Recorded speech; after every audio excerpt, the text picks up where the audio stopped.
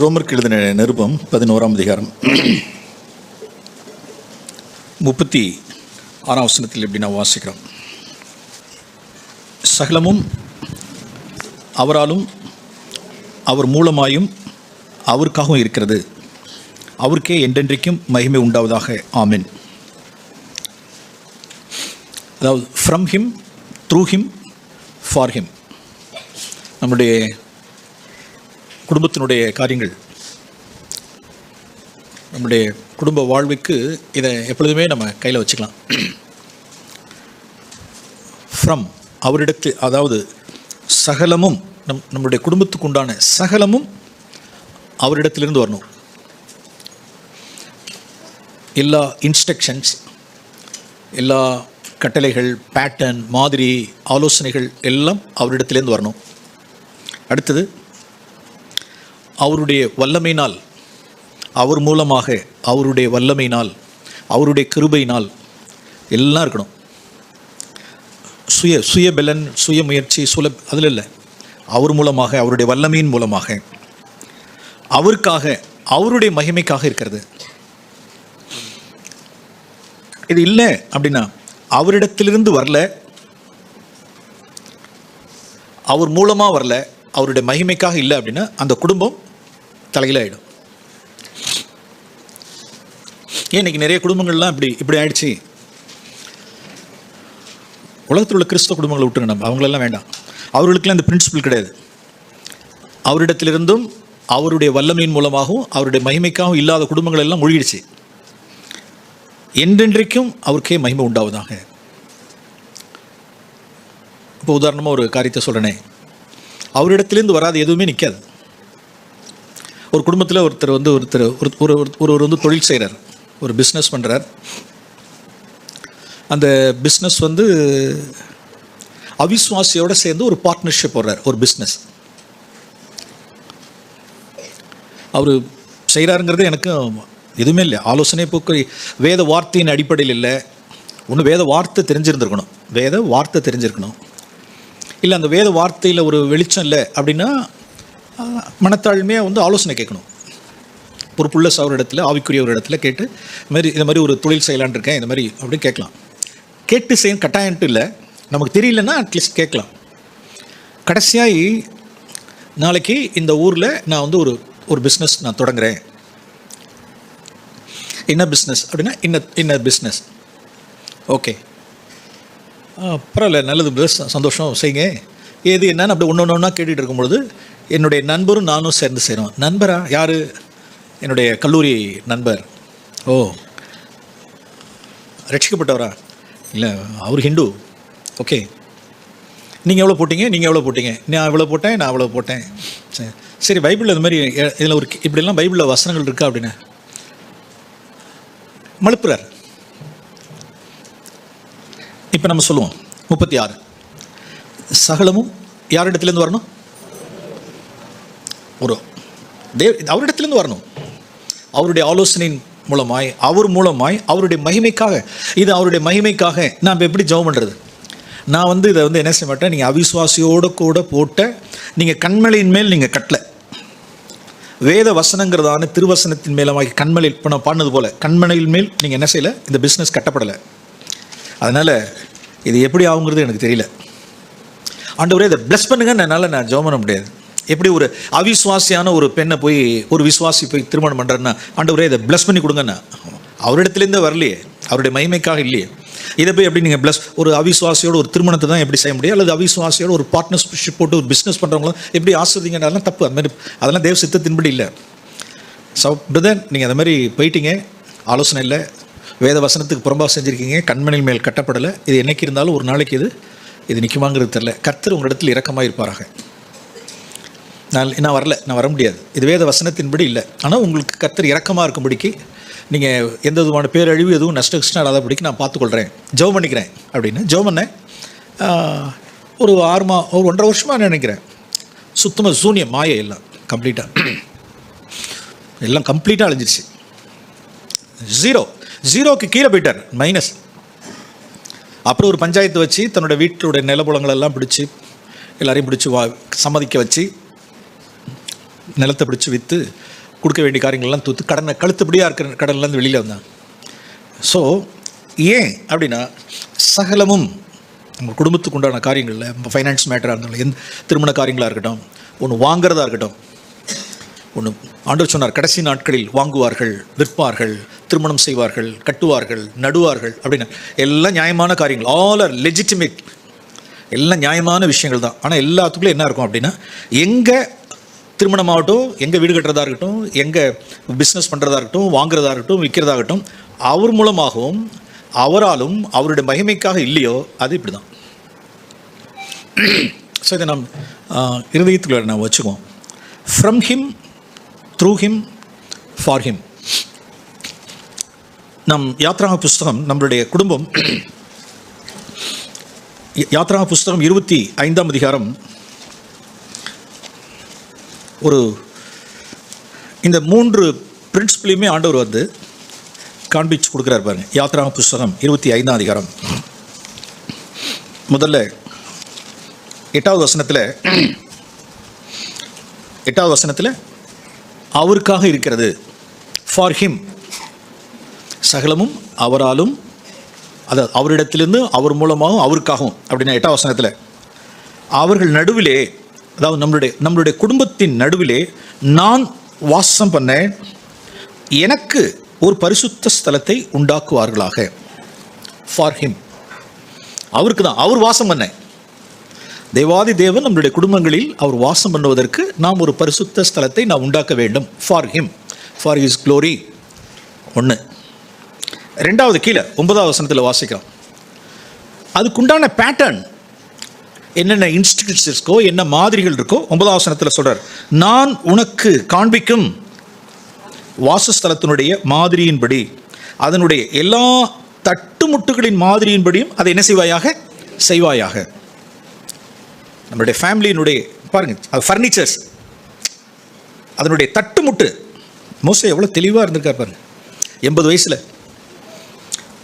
மோசே, நான் மத்தியில் நான் வாசம் செய்யணும் அப்படின்னா நான் உனக்கு காண்பிக்கிற அந்த மாதிரி, அந்த பேட்டர்னில் கட்டணும். எதை கூட அப்படின்னா ஃபர்னிச்சர்ஸ் கூட, தட்டுமுட்டு ஜாமான்கள் கூட அதன்படி நீ செய்யணும். உன்னுடைய சௌரியம் கிடையாது, அது என்னிடத்துலேருந்து வரணும், என்னுடைய டைரக்ஷன்லேருந்து வரணும். From him. இந்த வார்த்தையில் எனக்கு ரொம்ப ஆஸ்வதிச்ச வசனங்கள். ஒரு முறை 2026 25-26 வருஷம், 26 வருஷத்துக்கு முன்னால் நான் என்னுடைய லோக்கலில் நான் வீடு கட்டினேன். இருக்கிற இடத்துல வீடு கட்டும் பொழுது ஃபைனல் ஸ்டேஜ் வருது. ஃபைனல் ஸ்டேஜ் வரும்பொழுது உண்டான இந்த பொருளாதார சூழ்நிலையெல்லாம் பார்க்கும் பொழுது ஒரு இடத்துல முடிவு பண்ண வேண்டியதாக இருப்பேன். கீழே வந்து சிமெண்ட் தரையே விட்டுறதா இல்லை டைல்ஸ் போடுறதா அப்படின்னு சொல்கிறோம்ல. ஆண்டவர் எவ்வளோ டீட்டெயிலாக பேசியிருக்காரு. எல்லா தட்டுமுட்டுகளின் மாதிரியின்படி, நான் சொல்கிறேன் மாதிரியின்படி செய்வாயாக. ஃப்ளோரிங் சிமெண்ட் ஃப்ளோரிங்கா இல்லை வந்து டைல்ஸ் ஃப்ளோரிங்கா? ஓகே, ஆவியானவரே நம்ம சார்ந்து கொள்வோம். அப்படிங்கிறப்ப அன்றைக்கி நான் வைத்திருந்ததான அந்த ஒரு பிரின்சிபல், அந்த ஆண்டவரே சகலமும் உம்மிடத்திலிருந்து உன் மூலமாகவும் உம்முடைய மகிமைக்காகும். இது நாங்கள் வாசம் பண்ணுறதுக்கு இல்லை, நீங்கள் வாசம் பண்ணுறது. கட்டுற இந்த வீடு கட்டுற இந்த வீடு நீர் வாசம் செய்ய உம்முடைய மகிமை வாசம் செய்ய. நீங்கள் என்ன சொல்கிறீங்களோ சரி. இது மட்டும் வந்து கடன் இல்லாமல் வந்துருச்சு, கடன் இல்லாமல் கரை சேர்த்தியாச்சு. இப்போ இதில் போனால் வேண்டாம், கடன்பட வேண்டாம், கடன்படாதபடிக்கே முடிச்சிடும். இவ்வளோ தூரத்துக்கு வந்துட்டோம், கடைசியில் அந்த வேலை வேண்டாம். இது டெக்கரேஷன் பெரிய காரியம் கிடையாது. நீர் வாசம் செய்கிறது தான் எனக்கு. நீங்கள் அந்த வீட்டில் வாசம் பண்ணிட்டா போதும். நீங்கள் என்னைக்கு சித்தம் கொண்டுறீங்களோ அன்றைக்கி நான் வந்து என்ன செஞ்சுக்க போகிறேன், நான் அதை ஃப்ளோரிங்கை வந்து மாற்றிக்க போகிறேன். நீங்கள் எப்போ அதுக்கு வசதி வாய்ப்புகளை கொடுக்குறீங்களோ இப்போ செய்வோம். My hour has set not yet come. என் வேலை இன்னும் என்ன செய்யவில்லை, வரவில்லை அப்படின்னு நான் இப்போ எடுத்துக்கிறேன். ஓகே, தேவன் அதுக்கு ஒரு ஆவியானவர் அதுக்கு என்ன செய்யலை, உள்ளார ஒரு லீடிங் இல்லை. அப்போ அந்த வார்த்தை என்ன, 25:8 என்ன அப்படின்னா 25:8 எனக்காக. அடுத்தது, என்னுடைய மாதிரியின்படி சகலமும் அவரிடத்திலிருந்து வரணும். நான் காண்பிக்கிற மாதிரியின்படி, அதனுடைய எல்லா தட்டுமுட்டுகளுடைய மாதிரியின்படி செய்வாய். ஓகே, இப்போ நீங்கள் எனக்கு காண்பிச்சிருக்கிற இந்த மாதிரி அதன்படி நான் போகிறேன் ஆண்டவரே. ஓகே, ஸ்தோத்திரம், பிரைஸ் லார்ட். அப்படி தான் நம்ம போனோம். அப்புறம் எத்தனை வருஷங்கள் தெரியல ஞாபகம், எவ்வளோ வருஷங்கள் கழித்து தேவன் அதுக்கு உண்டான பொருளாதார காரியங்களை, அது இல்லை, தேவனே ஒரு சூழ்நிலை உண்டு பண்ணார். என்னாச்சுன்னா அந்த தரை என்ன ஆயிடுச்சுன்னா, போட்ட தரையெல்லாம் சில இடங்கள்லாம் வந்து என்ன ஆயிடுச்சு அப்படின்னா உட்காந்துருச்சு, குழியுமா அப்படி உட்காந்துருச்சு அப்படி. சரி, இதை எடுத்து இன்னமே போடுறதுக்கு நம்ம என்ன செஞ்சிடுவோம், டைல்ஸாக மாற்றிடுவோம். அப்போ ஈச் அண்ட் எவ்ரி திங், அருமையானவர்களே, இதெல்லாம் வந்து இருக்கிற சபையினுடைய மூப்பர்களோ யாரும் வந்து நம்மளெல்லாம் என்ன செய்ய மாட்டாங்க அப்படின்னா வேவு பார்க்க மாட்டாங்க, கணக்கு கேட்க மாட்டாங்க, தட்டி கேட்க மாட்டாங்க. நீ என்ன பண்ணுறீங்க ஏது பண்ணுறீங்கன்னு யாருமே கேட்க மாட்டாங்க.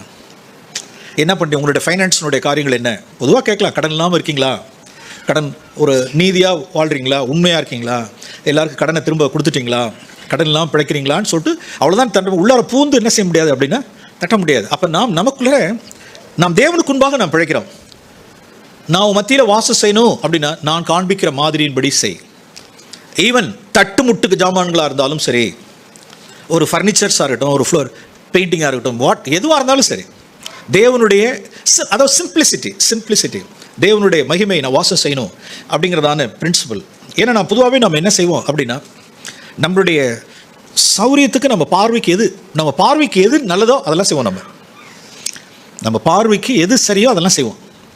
நம்ம இங்கே வாசிக்கிறோம்ல, நியாயாதிபதிகளின் புஸ்தகம் கடைசி அதிகாரம், நியாயாதிபதிகளுடைய புஸ்தகம் கடைசி அதிகாரம்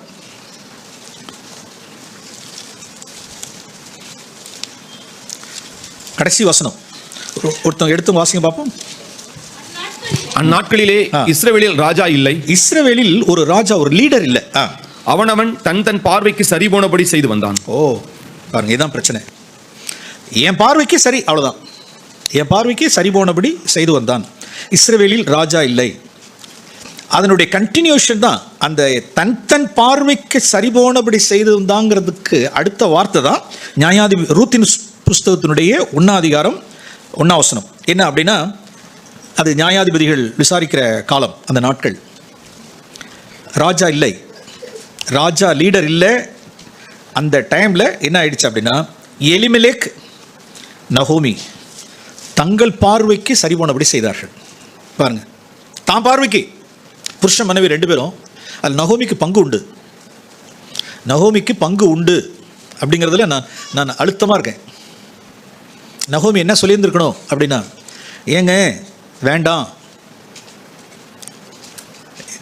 ஊர் ஜனெல்லாம் பிழைக்கலையா, நாம் வந்து இந்த பெத்லஹேம் விட்டு யூதேயா விட்டு நாம் இது மாதிரி வெளியில் போக வேண்டாம், இந்த பஞ்சத்தினால இப்படி கஷ்டத்தினால நாம் வந்து தேவனுடைய எல்லையை விட்டு நாம் போகக்கூடாத பகுதிக்கு, நாம் மோவாபுடைய எல்லைக்கு நாம் போக வேண்டாம் அப்படின்னு யாருடைய பங்கு இருக்குது அப்படின்னா மனைவியினுடைய பங்கு இருக்குது. நகோமி சொல்லியிருந்துருக்கணும். சொல்லலாம், தாராளமாக சொல்லலாம். ஹெல்ப்பர் சொல்லணும், சொல்லலை. 2 பேரும் சேர்ந்தா முடிவு எடுத்து போயிட்டாங்க. பிள்ளை, அதுவும் எப்படி வாலிப பிள்ளைகளை. அருமையானவர்களே, தேவனுடைய எல்லையை விட்டு வெளியில் போயிடக்கூடாது. அது 2 வாலிப பிள்ளைகள் இருக்கிறப்ப, 2 பையங்க இருக்கிறாங்க, இப்படி கொண்டு புரஜாதியாருடைய எல்லைக்கு நம்ம கொண்டு போகலாமா? அது மாதிரி கஷ்டத்தின் நிமித்தம், பஞ்சத்தின் நிமித்தம் தேவன் பிழைப்பூட்டுவார் அப்படிங்கிற விசுவாசம் அவர்களுக்கு இல்லை. அவர்களுக்கு தங்களுடைய பார்வைக்கு அவர்கள் சரி போனபடி செய்து அவர்கள் மோவாப் எல்லைக்கு போனாங்க. போனப்போ எப்படி போனாங்க அப்படின்னா 2ஆம் வசனத்தில் வாசிக்கிறோம். அங்கே போய் இருந்து விட்டார்கள். ஓகே, அடுத்து புருஷன் இறந்து போனான். புருஷன் இறந்த மாத்திரையாவது நகோமி என்ன செஞ்சுருக்கணும் அப்படின்னா முடிவு எடுத்தாலும் கேட்டால் அப்பயும் முடிவு எடுக்கல. அப்புறம் 2 பிள்ளைங்க கொடுத்தா, 1 சாவு, 2 சாவு, 3 சாவு, ஒரு குடும்பத்துக்குள்ள 3 சாவு. சகலமும் சகலமும் சொல்ல முடிச்சுங்க. சகலமும் அவராலும் அவர் மூலமாகவும் அவருக்காக இருக்கிறது. இப்போ அவங்க எடுத்த ஒரு குடிபெயர்தான் இருக்கட்டும், எல்லாம் தேவனிடத்துலேருந்து வரல, தன் பார்வைக்கு சரி போனபடி அவர்கள் பாட்டு என்ன செஞ்சாங்க, போனாங்க, முடிவெடுத்தாங்க. 3 பேரை இழந்தாங்க, திரும்ப வந்தாங்க. நான் லோக்கல் ஸ்தல சபையில் நான் ஒரு வார்த்தையை சொன்னேன், ஒரு தடவை சொன்னது எனக்கு ஞாபகம் இருக்குது, பின்னு சொல்கிறேன். போனாலும் திரும்பி வர என்ன செய்யணும் சொல்லுங்கள், தெரியணும்.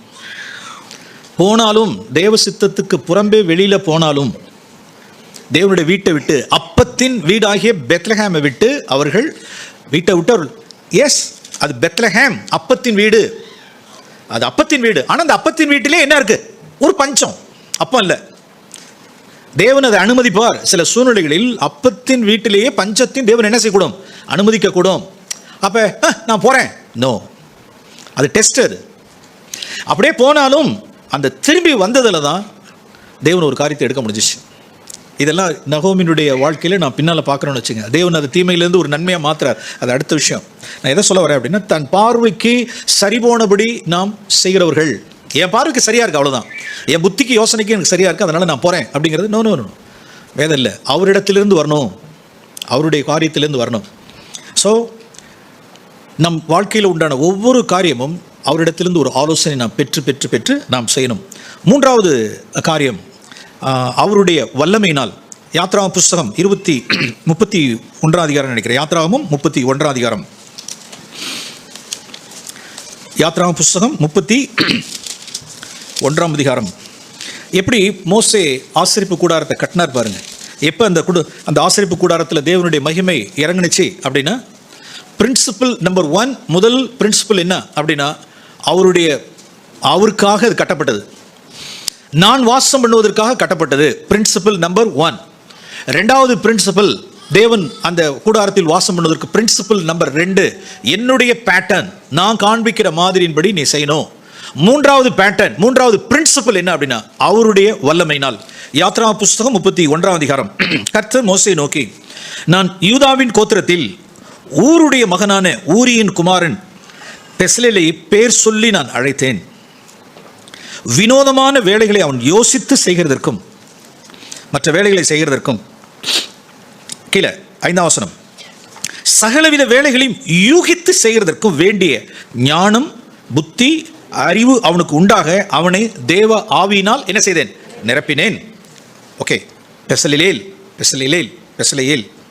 6, தான் கோத்திரத்தில் உள்ள ஐசாமாகின் குமாரனாகிய அகோலியாபையும் அவனோட துணையாக கூட்டினது மன்றி, ஞான இருதயம் உள்ள யாவருடைய இருதயத்திலும் ஞானத்தை அருளினேன். நான் உனக்கு கட்டளையிட்ட யாவையும் அவர்கள் செய்வார்கள். சொல்லலாம். ஆசரிப்பு கூடாரத்தை மோசேக்கு என்னத்தை கொடுத்தாருன்னா, பேட்டர்ன், ஒரு மாதிரி படி, ஒரு ப்ளூ பிரிண்ட்டை கொடுத்துட்டார். மோசே, இதான் ப்ளூ பிரிண்ட்டு. நீ வயசு இன்னைக்கு 180 வயசு ஆயிடுச்சு உனக்கு, இந்தா நீ இதெல்லாம் செஞ்சிட்டு இருக்காத, நான் ஒரு 2 ஆளை உனக்கு ஏற்படுத்துகிறேன், 2 லீடர்ஸ் உனக்கு ஏற்படுத்துகிறேன். ஒன்று பெசலேல், இன்னொன்று அகோலியாப். இந்த 2 பேரையும் நான் தேவ ஆவியினால், ஞானத்தின் ஆவியினால் நான் அவர்களை நிரப்புறேன். அவர்கள் என்னுடைய ஆவியை பெற்று இந்த வேலைகளை எல்லாம் யோசித்து யூகித்து செய்வார்கள். சரி, இப்போ சொல்லுங்கள், எப்படி கட்டப்படணும்? மறுபடியும் சொல்லுவோமா? என்னது? அவருக்காக. நம்மளுடைய குடும்பம் எதுக்காக? நம்மளுடைய கூடாரம், நம்மளுடைய தேவன் வாசம் செய்கிற நம்மளுடைய கூடாரம் யாருக்காக? அவருக்காக. அடுத்தது, அவர் மூலமாக அப்படின்னா அவருடைய ஆவி, அவருடைய ஆவியின் ஞானம், புத்தி, அறிவு, யூகத்தி, ஒவ்வொரு காரியத்தை செய்கிறது தேவனிடத்திலிருந்து. ஒரு ஞானத்தில் குறைவுள்ளவனாக இருந்தால் ஞானத்தை கேளுங்க. நான் ஞானத்தை 2 பேரை நான் ஏற்படுத்திட்டேன். நான் அந்த 31 அதிகாரத்தை நான் படிக்கிறப்ப யார் செய்வேன் அப்படின்னா, என் குடும்பத்துக்கு நான் இப்படி தான் நான் படிச்சுக்குவேன். ஓகே, நான் பெசலேல் அப்படிங்கிறதுக்கு நான் யார் பேரை போட்டுக்கணும் சொல்லுவோம்? பெசலேல் யார்? நீங்கள் தான் சொல்லணும். விக்டர், புருஷனுடைய பேரை போட்டுக்கணும். ஒரு துணை ஒன்று இருக்கா இல்லையா? எங்க 6ஆம் வசனத்தில், அகோலியாப் அவனோட கூட என்னவாக கூட்டி, துணையாக கூட்டி. யார் இந்த துணை? அந்த அகோலியாப் யாரு? இந்த ஒரு லாஸ்ட் சீட்டில் உட்காந்துட்டு இருக்காங்க. யார் அது? என்னுடைய மனைவி. அப்போ நாம் எல்லாம் யார்? நீங்களாம் யார் சொல்லுவோம்? அப்போ புருஷர்கள்லாம் யார்? பெஸ்லேயேல். நீங்களாம் யார் சொல்லுங்கள்? இல்லை சவுண்டா? அகோலியாப். தேவன் நமக்கு இருவரும் சேர்ந்து தேவன் நமக்கு காண்பிக்கிற அந்த பேட்டர்ன் பிரகாரம் ஒவ்வொரு காரியமும் பிள்ளைகளை படிக்க வைக்கிற காரியமாக இருக்கட்டும், அதான் சொல்கிறேன், வாங்கிறது, விற்கிறது, நடுறது, வெளியில் போகிறது, என்ன காரியங்களாக இருந்தாலும் அவரிடத்திலிருந்து வரணும். அவருடைய வல்லமையினால் ஒரு காரியத்தை நடப்பிக்கணும், அவருடைய மகிமைக்காக செய்யணும். அது என்றென்றைக்கும் தேவனுடைய மகிமை அந்த கூடாரத்தில் வந்து என்ன செஞ்சு நான் வாசிக்கிறோம். தேவனுடைய மகிமை, இஸ்ரேல் ஷெக்கினா மகிமை அந்த ஆலயத்தை, அந்த ஆசரிப்பு கூடாரத்தை நான் நிரப்பிட்டு வாசிக்கிறோம். இதற்கு நேர் ஆப்போசிட்டாக இன்னொன்று இருக்குங்க. From him, through him, for him அப்படின்னு இல்லாத காரியம் இன்னொன்று இருக்கு.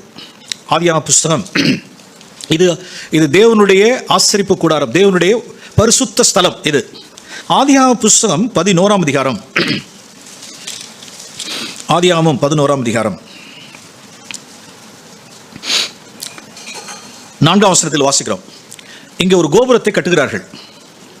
4ஆம் வசனத்தில் ஆதியாகமம் 11:4, நாம் பூமியின் மீது எங்கும் சிதறி போகாதபடிக்கு நமக்கு ஒரு நகரத்தையும் வானத்தை அலாவும் சிகரமுள்ள ஒரு கோபுரத்தை கட்டி நமக்கு பேர் உண்டாக பண்ணுவோம் வாருங்கள் என்று சொல்லிக் கொண்டார்கள். தேவனுடைய பரிசுத்த ஸ்தலம், தேவனுடைய அந்த சாங்சுரி, அதனுடைய பிரின்சிபல் என்ன? யாருக்கு பேர்? அது தேவனுடைய மகிமைக்காக. இங்க யாருக்கு? இது பாபேல். பாபேல் பாபேல் கோபுரத்தினுடைய காரியம் என்ன அப்படின்னா, வானளாவில் இருக்கணும். அது ரொம்ப கிராண்டாக இருக்கணும், நல்ல பகட்டாக இருக்கணும், ஆடம்பரமாக இருக்கணும். ஆடம்பரம், பகட்டு, நல்லா மெச்சுக்கணும், நல்லா மெச்சுக்கணும், ஓஹோன்னு இருக்கணும், வானளாவில் இருக்கணும். வானளாவ சிகரமுள்ள ஒரு நம்ம ஒரு கட்டணும். எதுக்கு அப்படின்னா, நமக்கு ஒரு நகரம், நம்ம பேர் உண்டாக, நம்ம சந்ததியினுடைய பேர் உண்டாக, நமக்கு பேர் உண்டாக. ஃபினிஷ், முடிஞ்சிருச்சு அது. அப்போ சரி, அடுத்தது பிரின்சிபல், இன்னொரு பிரின்சிபல் பார். இந்த பிரின்சிபல் அவுட்டு. கீழே 6வது வசனத்தில் கர்த்தர், இல்லை 5ஆம் வசனத்திலேருந்து, மனுபுத்திரர் கட்டுகிற அந்த நகரத்தை, அந்த கோபுரத்தை, அந்த வீட்டை அல்லது அந்த குடும்பத்தை, புருஷன் மனைவி அவர்கள் கட்டுகிற அந்த குடும்பத்தை பார்க்கிறதுக்கு கர்த்தர் என்ன செய்தார்? இறங்கினார். ஏங்க, மேலேருந்தே பார்த்தாலே போதுமா போதாதா? அவர் இறங்கி வரணும்னு என்ன இல்லை, ஆனால் இறங்கி வராரு. நான் இறங்கி தான் போய் பார்க்குறேனே, அப்படி திருத்துவ தேவன் இறங்கி வராரு. இறங்கி நான் போய் பார்ப்போம் அப்படி பார்க்குறாரு. அப்பொழுது கர்த்தர், இதோ ஜனங்கள் ஒரே கூட்டமாக இருக்கிறார்கள், அவர்கள் அனைவரும் ஒரே பாஷையும் இருக்கிறது, அவர்கள் இதை செய்ய தொடங்கினார்கள், இப்பொழுதும் தாங்கள் செய்ய நினைத்தது ஒன்றும் தடைபட மாட்டாது என்று இருக்கிறார்கள். இது யாருடைய வல்லமை? இது யாருடைய வல்லமை? அவருடைய சொந்த வல்லமை, சுய. அதெல்லாம் முடிச்சிடலாம், அதெல்லாம் முடிச்சிடுவேன். தாங்கள் செய்ய நினைத்தது ஒன்றும் தடைபட மாட்டாது. Nothing is impossible. முடிச்சிடலாம். என்ன தங்களுடைய மாம்சத்தின் மேல், தங்களுடைய அறிவின் மேல், தங்களுடைய பலத்தின் மேல் என்ன ஒரு நம்பிக்கை. ஒரு ஏரியாவில் ஒரு சகோதரனை குறித்து நான் அறிவேன். அவர் நம்ம சர்ச்சு கிடையாது, ஒரு பிலீவர். வேற ஒரு வெளிநாட்டில் அவர் வேலை செய்கிறவர். வேற ஒரு கண்ட்ரியில் அவர் பணம், நல்ல சம்பாத்தியம். இந்தியாவில், தமிழ்நாட்டில் ஒரு வீடு கட்டுறார். அதாவது அவருடைய சிந்தை என்ன அப்படின்னா, அந்த கிராமத்தில் இந்த தெருவில் இப்படி திரும்பி, இந்த தெருவுக்குள்ள இப்படி திரும்பணும்னு வச்சுங்களேன், அந்த மெயின் ரோட்லேருந்து இப்படி தெருவுக்கு இப்படி வர்றோம் அப்படின்னா, நம்ம வீடு மாதிரி ஒரு வீடு என்ன செய்யக்கூடாது, அங்கே இருக்கக்கூடாது. நம்ம வீடு அப்படி இருக்கணும். அதாவது அதான் சொல்கிறேன், வானலாவ சிகரம் உள்ள ஒரு வீட்டை கட்டணும். அப்பா பையன் பணம் அனுப்புவார். அப்பா என்ன பண்ணுவார் அப்படின்னா, எல்லாத்தையும் பையனுக்காக. அப்பாவுக்கு ஒரு சிந்தை இல்லை, அப்பாவுக்கு நல்ல ஒரு பாரம். நான் ஒரு அப்பா இல்லை, 2 அப்பா கண்ணீர் வெடிச்சதை பார்த்துருக்கேன். இந்த அப்பா கண்ணீர் வெடிச்சதையும் பார்த்துருக்கேன், இன்னொரு அப்பா கண்ணீர் வெடிச்சதையும் கேட்டிருக்கேன். அவங்க சொல்லி தான் நமக்கு தெரியும். பணம் அனுப்புவார், நல்லா ஏகப்பட்டது, எல்லாம் கிராண்ட் ஸ்டைல் தான், எல்லாம் கோபுரம் தான், எல்லாம். கர்த்தர் குடியிருக்க, எனக்கு வாசம் பண்ண, ஏன் பேட்டர்ன் இல்லை, ஏன் இதில் அப்படிங்கிறத எல்லாம் இல்லை. ஓஹோ, எல்லாம் ஓஹோ, வானலாவே சிகரம் தான். என்ன ஆச்சு அப்படின்னா, கொரோனா வந்தது, முடிஞ்சு போச்சு. இவர்களுக்கெல்லாம் கோவிட் வரணுமான்னு கேட்டால் என்ன சொல்லுங்க பார்ப்போம். நான் என்ன சொல்லுவேன், வரணும். கோவிட் வரணும்,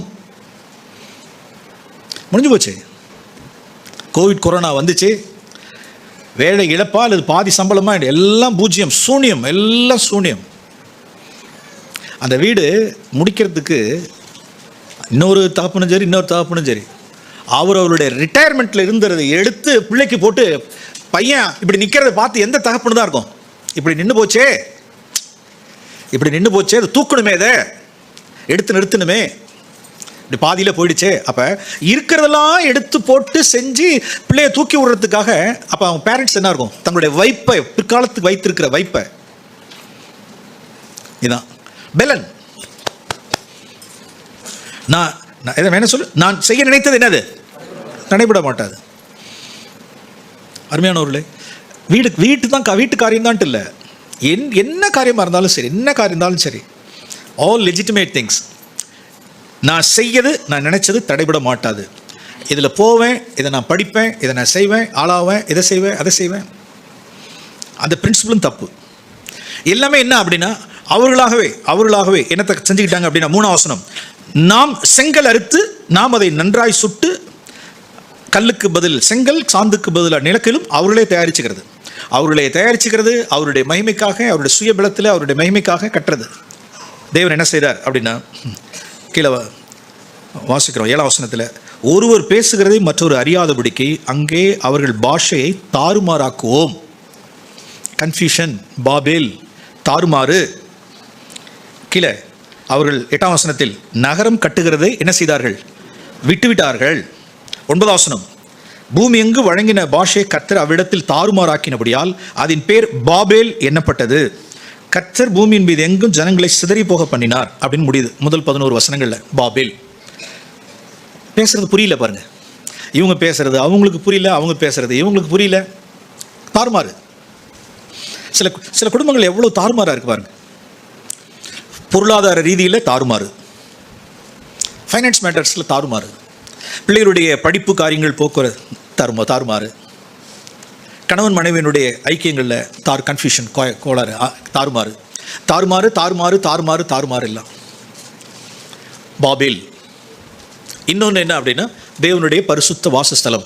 அப்போ நம்மளுடைய குடும்பம் தேவனுடைய பரிசுத்த வாசஸ்தலமாக தேவன் வாசம் செய்யணும், தேவனுடைய மகிமை அங்கே இருக்கணும் அப்படின்னா இதுதான் principle. From him, through him, for him.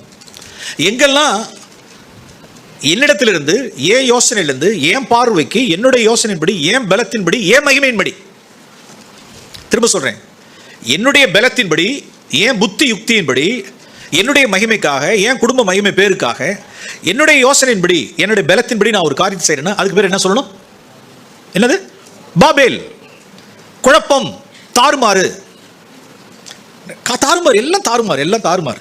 அங்கே தாறுமாறு இருக்கிறப்ப ஒருத்தருக்கு ஒருத்தர், கணவன் மனைவிக்கு இடையிலலாம் என்ன இல்லைன்னா, ஒருத்தர் பேசுறது ஒரு அண்டர்ஸ்டாண்டிங்கே கிடையாது. ஒரு புரிந்து கொள்ளுதலே கிடையாது. இவங்க பேசுறது அவங்களுக்கு புரியல. சில சமயங்களில் கேட்பாங்கல்ல, நான் பேசுறது உங்களுக்கு புரியுதா புரியலையா அப்படின்னு. என்ன கேட்குறாங்க?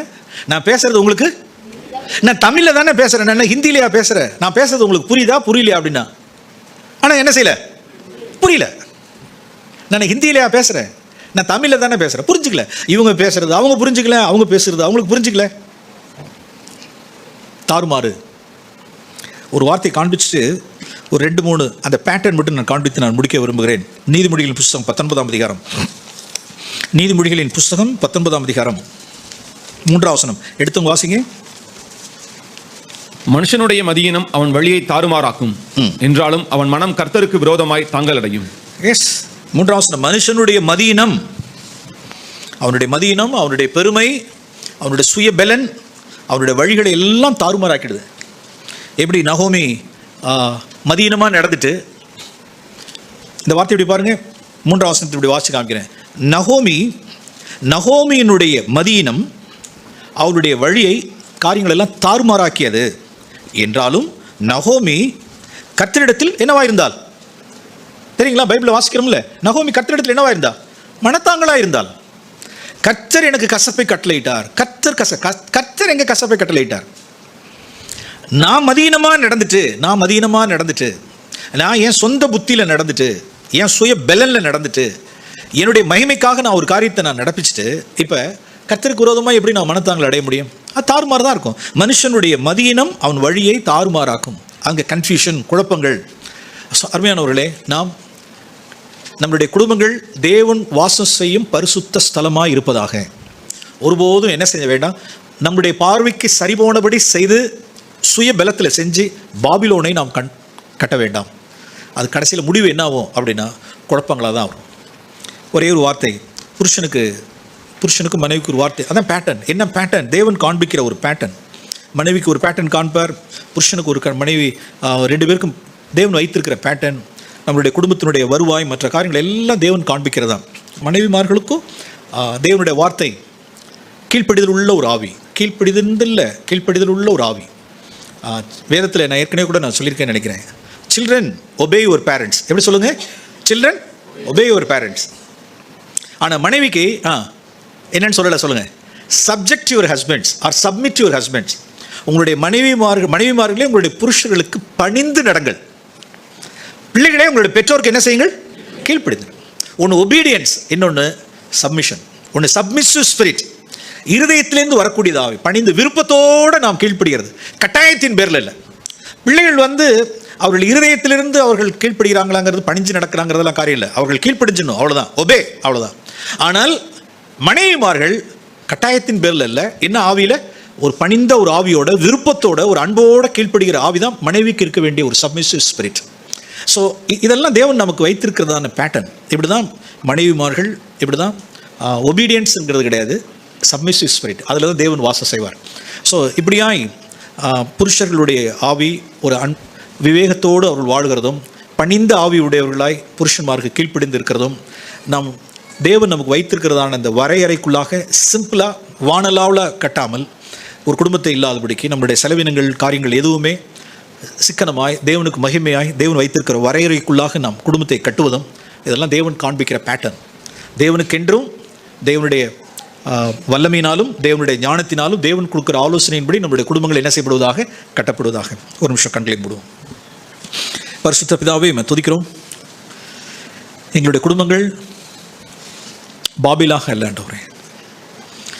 கடந்த நாட்களில் குடும்பங்களில் தாறுமாறுகள், பிள்ளைகளுடைய காரியங்களில், பிள்ளைகளுடைய படிப்பு காரியங்களில், பிள்ளைகளுடைய அல்லது பொருளாதார ரீதியில் அல்லது கணவன் மத்தியில் இருக்கக்கூடிய எல்லா தாறுமாறுகளையும், எல்லா கன்ஃபியூஷன்ஸையும் தயவாக இறங்கி எங்களுக்கு மன்னிங்க. எங்கெங்கெல்லாம் எங்களுடைய சுய பலத்தில், சுய ஞானத்தில், சுய மகிமைக்காக எதெல்லாம் செய்யப்பட்டதோ அதெல்லாம் எங்களுக்கு குழப்பத்தை தான் உண்டு பண்ணியிருக்கான் ஆண்டவரே. எங்களுடைய மதியினத்தை தயவாக இறங்கி மன்னிங்க. வருகிற காலத்தில் நீங்கள் காலையில் நாங்கள் கேட்டது போல, உங்களுடைய கையில் இருக்கும் பொழுதே அந்த குயவன் கையில் அந்த காரியங்கள் கெட்டு போயிருந்தாலும் நீர் அதை கண்டம் பண்ணி ஆக்கினைக்குள்ளாத்தி தூக்கி வீசிறீர்தல்ல. உங்களுடைய பார்வைக்கு நீ சரி போனபடி மறுபடியும் நீங்கள் பாத்திரத்தை வணைவதற்கு நீ உண்மை உள்ளவராக இருக்கிறீர். நாங்களும் உங்களுடைய மகிமைக்காக, உம்முடைய வல்லமையின்படி, உம்முடைய யோசனையின்படி, உம்முடைய ஆலோசனையின்படி, உம்முடைய பார்வைக்கு எது செம்மையானதோ அதன்படி எங்களுடைய குடும்பத்தை கட்ட எங்களுக்கு கிருபை செய்யுங்க. கிருபையாயிரும். இயேசுவின் நாமத்தில் பிதாவே, ஆமென்.